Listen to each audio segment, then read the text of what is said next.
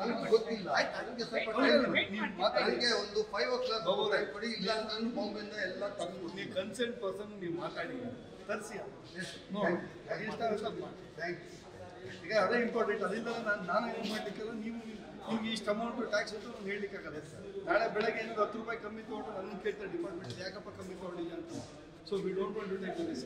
Better ಅದು ತರಿಸಿ invite ತರಿಸಿ ಮಾಡಿಸ್ಕೊಂಡು. ಈಗ ಸರ್ ಇನ್ನೊಂದು ನಮಗೆ ಅದು ಎಕ್ಸ್ಪೋರ್ಟ್ ಆಗಿ ಸ್ಟಾಪ್ ಆಗೋನು ಬಿಲ್ಲ ಫ್ಯಾಕ್ಟ್ರಿ ಇಟ್ಕೊಳ್ಳೇಬೇಕು ಯಾರಾಗಿದ್ರು.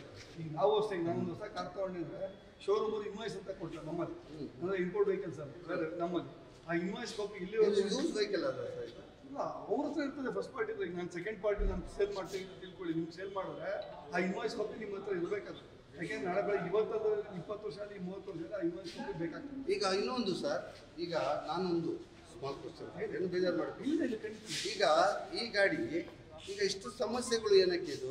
ಈ ಗಾಡಿ ನಾವು ಬಾಂಬೆಗೆ ಟ್ರಾನ್ಸ್ಫರ್ ಮಾಡಿಬಿಟ್ರೆ ಕಳಿಸ್ಬಿಟ್ರೆ ಈಗ ಕಳ್ಸಕ್ಕಾಗಲ್ಲ. ಈಗ ಆಲ್ರೆಡಿ ವೆಹಿಕಲ್ ಯೂಸ್ ಆಗಿರೋದು ಇರಲಿ. ಇವಾಗ ನಾವು ಯೂಸ್ ಮಾಡಲ್ಲ ಅಂತ ತಮಗೆ ಒಂದು ಲೆಟ್ರ್ ಕೊಟ್ಟು ಶೂಟ್ ಮಾಡಿ ಸರ್ ಸ್ವಲ್ಪ ದಯವಿಟ್ಟು.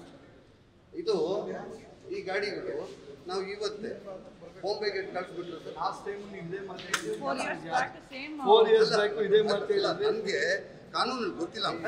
ನನ್ನ ಈಗ ನಮ್ಮ ಅಡ್ವೊಕೇಟ್ ಏನು ಹೇಳ್ತಾರೆ, ಇವಾಗ ನೀವು ಕಳಿಸ್ತೀವಿ ನಾವು ಬಿಡಲ್ಲ.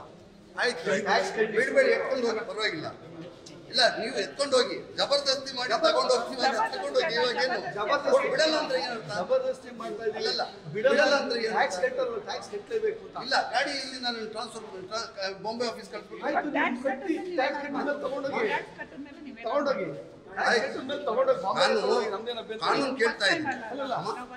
ಈಗ ಬಗೋರ ಟ್ಯಾಕ್ಸ್ ಅದಕ್ಕೆ ಪೆನಾಲ್ಟಿ ಕಟ್ಟಿದ್ದೀನಲ್ಲ, 5,000 ಪೆನಾಲ್ಟಿ ಕಟ್ಟಿದ್ದಾರೆ. ಹೌದು, ಹೋಗಿದೆ ತಿರ್ಗಾ ಬಂದಿದ್ದಮ್ಮ, ಹೋಗಿದೆ ಇಲ್ಲಿಂದ ಬಂದೆ. ನ್ಯೂಸ್ ಫಸ್ಟ್ ನಿರ್ಭೀತಿಯಿಂದ ನಿಮ್ಮ ಪರವಾಗಿ.